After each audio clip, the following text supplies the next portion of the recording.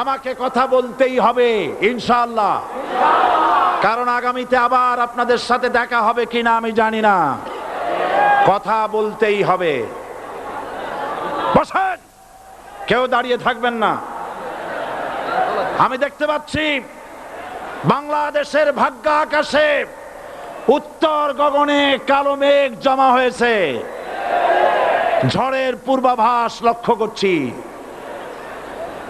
যদি মোকাবেলা করতে না পারেন সক্ষম ভাবে, এমন অন্ধকার গাঢ় কালো অমাবস্যার রাত আসতে পারে যার সুবে সাদেক হওয়া অসম্ভব।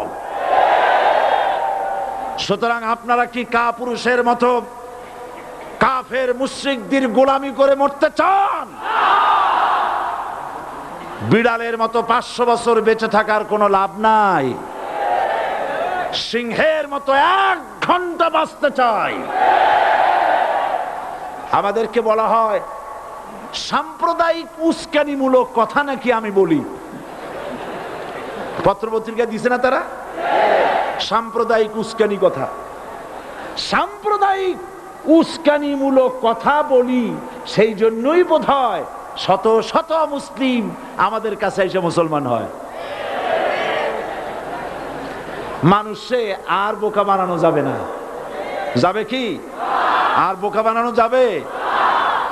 তারপর বলছে কি? এরপরে বলছে আমাকে বলছে রাজাকার। শুনে রাখো চট্টগ্রামের লক্ষ লক্ষ জনতা, পার্লামেন্টে যখন আমাকে এই কথা বলা হয়েছিল, আমার পার্লামেন্টের কলিগ জাফরুল্লাহ চৌধুরী সাহেব বসে আছেন এখানে। হ্যাঁ, জাফরুল ইসলাম চৌধুরী বসে আছেন পাশে। প্রধানমন্ত্রী সুদ্ধা, অন্তত 3 শতাধিক পার্লামেন্টের সম্মানিত সদস্যরা সেদিন বসা। 1997 সনের বাজেট বক্তৃতা যখন আমি করতেছিলাম, ডক্টর কুদরতে খোদা, নাম রাখছে কুদরতে খোদা, আসলে গজবে খোদা। এই লোকটি নাস্তিক, ইসলামের চূড়ান্ত দুশমন।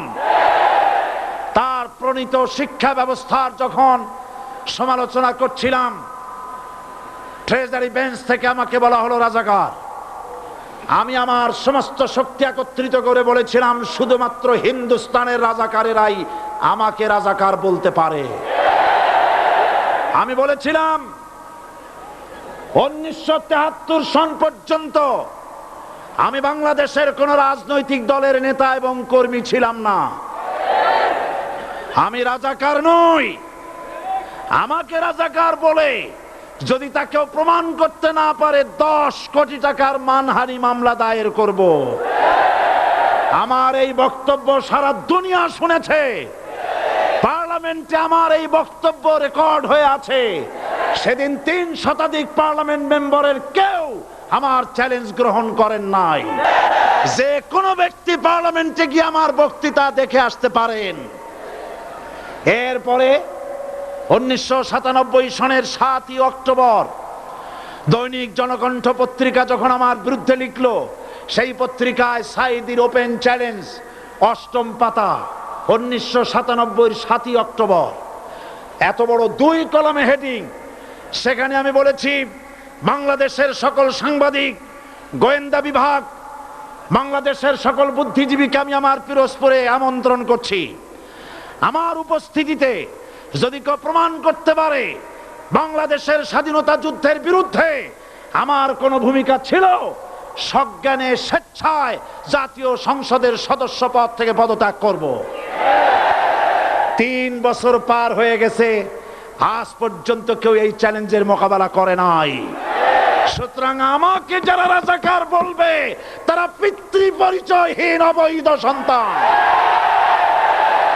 1971 সনের, শোনো মুসলমানেরা, 1971 সনের কোন কাদা সাইদির গায়ে লাগে নাই। আমাকে রাজাকার বলে জনগণ থেকে বিচ্ছিন্ন করবা, জনগণ থেকে আমারে বিচ্ছিন্ন করা যাবে না। কারণ এই জনগণ আমার জন্য আসে না, এই জনগণ আসে আল্লাহর কোরআনের জন্য।